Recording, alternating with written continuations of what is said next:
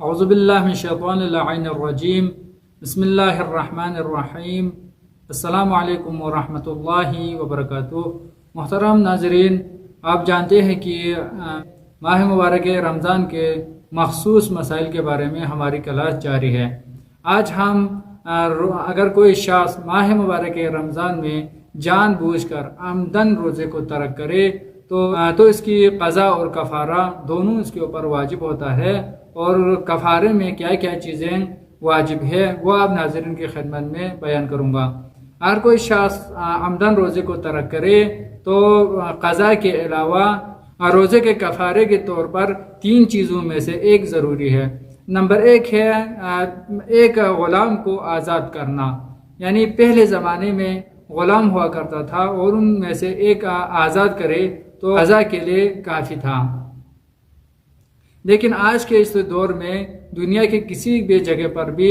غلام کے طور پر کوئی آدمی، کوئی شخص نہیں ہے، تو یہ آج کے دور میں اس پر کوئی عمل نہیں ہوتا ہے۔ باقی 2 چیزیں ہیں، ان 2 میں سے ایک دینا ضروری ہے۔ دوسرا کفارہ ہے 2 مہینہ مسلسل روزہ رکھنا ہے۔ اگر کوئی شخص ایک روزے کو باطل کرے تو ایک روزے کے کفارے کے طور پر 2 ماہ مسلسل روزہ رکھنا ہے، اور اس کو اس طریقے سے رہنا ہے۔ اگر کوئی شخص 2 ماہ مسلسل روزہ نہیں رکھ سکتے ہیں تو مراجع اعظام فرماتے ہیں کہ 1 مہینہ 1 دن یعنی 31 دن مکمل روزہ رکھنا ہے، اور اس کے بعد وہ روزے کو یعنی بعد میں وقفہ کر سکتے ہیں۔ اور اگر کوئی شخص 2 ماہ مسلسل روزہ نہیں رکھ سکتے ہیں تو تیسرے نمبر پر کفارے کے طور پر فرماتے ہیں کہ 60 فقیروں کو پیٹ بھر کر کھانا کھلائے، یا ہر فقیر کو کھانے والی چیزوں میں سے، مثال کے طور پر گندم ہے، جو ہے، کشمش ہے، ان چیزوں میں سے یعنی 1 مد ہر فقیر کو دینا ضروری ہے۔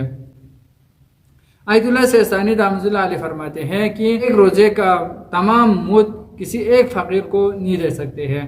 فرماتے ہیں کہ ہاں، اگر کوئی فقیر ہے اور اس کے گھر میں غربت ہے تو ان کے تمام بچے، 2 3 4 بچے ہیں، تو ان ہر بچے کے حصے کو اس باپ کے حوالے کر سکتے ہیں، لیکن خود باپ کو بحیثیت فقیر روزے کا تمام مد اس کو نہیں دے سکتے ہیں۔ مراجع اعظام فرماتے ہیں اگر کوئی شخص یعنی 2 ماہ مسلسل روزہ نہیں رکھ سکتے ہیں اور اس کے بدلے میں 60 فقیروں کو کھانا بھی نہیں کھلا سکتے ہیں، فرماتے ہیں کہ جتنا ہو سکتے ہیں کہ وہ فقیروں کو صدقہ دے دے۔ لیکن فرماتے ہیں کہ اگر کوئی شخص یہ بھی نہیں کر سکتے ہیں، اس کے پاس کچھ بھی نہیں ہے، وہ صدقہ بھی نہیں دے سکتے ہیں، تو اس دوران میں فرماتے ہیں کہ وہ استغفار کرے، توبہ کرے، اور استغفار کے اس جملے کے ساتھ استغفار کرے کہ استغفر اللہ ربی واتوب الیہ کہہ کر وہ ذات پروردگار عالم کے محضر میں سجدہ ریز ہو کے دل سے توبہ کرے تو انشاءاللہ کافی ہے۔ یہاں پر آیت اللہ سیستانی دامت اللہ علیہ فرماتے ہیں توبہ کرنے کے بعد اگر 2-3 سال بعد اگر وہ مستغنی ہو جائے، غنی ہو جائے کہ وہ فقیروں کو کھانا دے سکتے ہیں، فدیہ دے سکتے ہیں، تو اس صورت میں فرماتے ہیں کہ وہ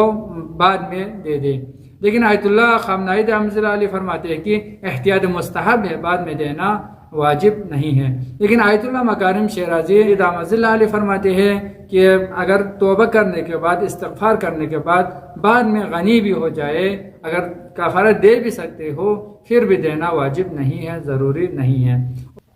آیت اللہ مکارم شیرازی فرماتے ہیں کہ اگر کوئی شخص یعنی 1 مہینہ 2 مہینہ مسلسل روزہ نہیں رکھ سکتے ہیں تو فرماتے ہیں کہ کم از کم یعنی اگر بیٹھ سکتے ہیں، رہ سکتے ہیں تو 17 دن مکمل روزہ رکھے۔ یہ بھی نہیں کر سکتے ہیں تو اس صورت میں فقیروں کو کھانا کھلائے، وہ بھی نہیں کر سکتے تو استغفار اور توبہ کرے۔ ایک مسئلہ یہ ہے کہ اگر کوئی شخص جان بوجھ کر روزے کو باطل کرے، باطل کرنے کے بعد وہ روزے کے کفارے سے بچنے کے لیے سفر میں چلا جائے، یا اتفاقاً اس کو سفر میں جانا پڑا، تو فرماتے ہیں کہ اس صورت میں اس سے کفارہ ساقط نہیں ہوتا ہے، کیونکہ وہ اپنے گھر میں بیٹھ کر، اپنے وطن میں بیٹھ کر روزے کو باطل کیا ہے، بعد میں وہ یعنی کفارے کو چھوڑنے کے لیے یا اتفاقاً سفر میں جانا پڑا، کوئی فرق نہیں ہے، اس کے اوپر کفارہ واجب ہے۔ اللہم صلی علی محمد و آل محمد، والسلام ورحمۃ اللہ وبرکاتہ۔